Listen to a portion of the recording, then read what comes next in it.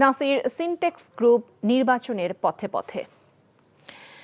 নারায়ণগঞ্জ ৪ আসনে ভোটের মাঠে জোটের সমীকরণ মেলাতে ব্যস্ত বিএনপি। স্বাধীনতা পরবর্তী সময়ে ৩বার ধানের শীষ প্রতীক আসনটিতে জয় পায়, তবে বিগত ৩টি বিতর্কিত নির্বাচনে আসনটি দখলে নেয় নারায়ণগঞ্জের আওয়ামী লীগের সমালোচিত প্রার্থী শামীম ওসমান। তবে চাঁদাবাজি আর দখলদারিত্বের বিরুদ্ধে এবার ভোটাররা সৎ ও দক্ষ প্রতিনিধি বেছে নেবে বলে দাবি জামায়াত ইসলামী সহ অন্যান্য দলের। নারায়ণগঞ্জ থেকে ফিরে আরও জানাচ্ছেন নাজিবুর রহমান, ছবি তুলেছেন রনি রায়হান। সবুজ প্রান্তর আর কংক্রিটে মোড়ানো ফতুল্লা ও সদর এলাকার যানজট আর দখলদারিত্ব নিত্যসঙ্গী। টানা ৩ মেয়াদে নারায়ণগঞ্জের এই আসনটিতে ত্রাসের রাজত্ব কায়েম করে আওয়ামী লীগের বহুল সমালোচিত ও পলাতক নেতা শামীম ওসমান। নাগরিক বিড়ম্বনা দূর করা তো দূরে থাক, উল্টো নাগরিকদের ভয়ের কারণ ছিলেন তিনি। তাই আসন্ন নির্বাচনে নিজেদের রায়ে নিজেদের জনপ্রতিনিধি নির্বাচনের কথা ভাবছেন ভোটাররা। আমরা তো চাই নির্বাচন, সাধারণ নির্বাচন হোক, নির্বাচন হইলে আমরা ভোট দিব। আমাদের প্রত্যাশা যে একটা ভালো লোক আসুক, মহিলা হোক আর পুরুষ হোক, যেমন দেশটা শান্তি মতন চলে।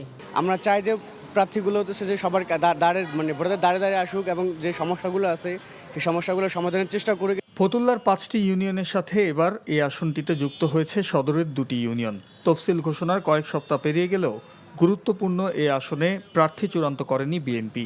দলটির জোট সঙ্গী জমিয়াতে ওলামায়ে ইসলামকে এই আসনে ছাড় দেওয়ার গুঞ্জন রয়েছে। মোটামুটি আমাদের সাথে কথাবার্তা হয়ে গেছে যে যারটা সিট আমাদের জন্য ছেড়েছে এর মধ্যে নারায়ণগঞ্জ 4ও একটি। বর্তমান প্রেক্ষাপটে বিএনপি জোটের সাথে যেহেতু আমরা আছি এবং এই জোট নিরঙ্কুশ জয় পেতে যাচ্ছে, এটাই বোদ্ধাজনদের বলা এবং বোঝা, যেটা আমরা বুঝতে পারছি। তবে ছাড় দিলেও ঐক্যবদ্ধ থেকে দলীয় সিদ্ধান্তকে বাস্তবায়ন করার পক্ষে স্থানীয় বিএনপি নেতারা।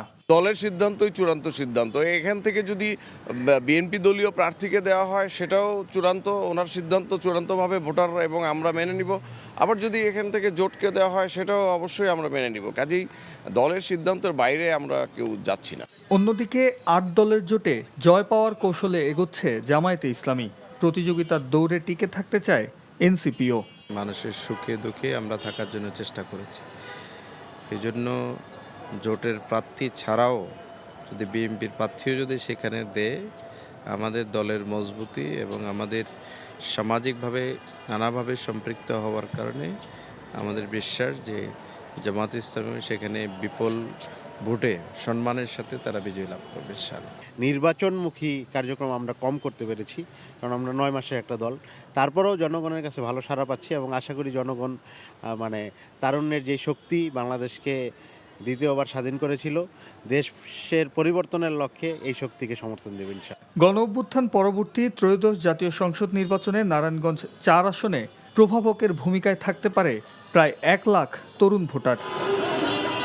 আওয়ামী লীগ আমলের বিতর্কিত 3টি নির্বাচন ছাড়া নারায়ণগঞ্জ 4 আসনে বিএনপির অবস্থান ছিল শক্তিশালী। আসন্ন জাতীয় সংসদ নির্বাচনে 2 দফায় এই আসনটিতে বিএনপির প্রার্থী চূড়ান্ত না করায় জোট সঙ্গীদের নিয়ে আলোচনা বেড়েছে।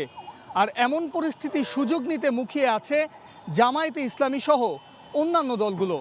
তাই ভোটের আগে নতুন এক সমীকরণে জমজমাট ভোটের আশা করছেন স্থানীয়রা। Najibur Rahman, NTV news, Narayanganj.